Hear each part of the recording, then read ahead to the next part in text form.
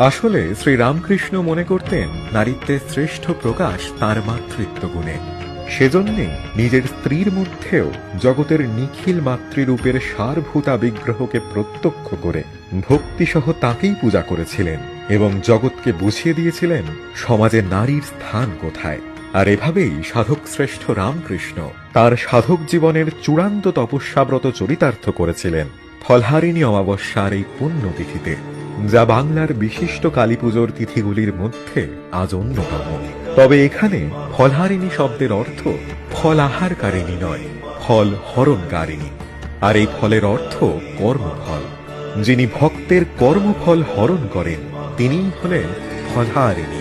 অর্থাৎ ফলহারিণী তিথিতে দেবী কর্মপাশের বন্ধন ছিন্নকারিণী, মুক্তিদায়িনী বরদা, সাধকের চিরকাঙ্ক্ষিত মুক্তি প্রদায়িনী, সর্বকর্ম ফল হরণকারিণী ফলহারিণী কালিকা।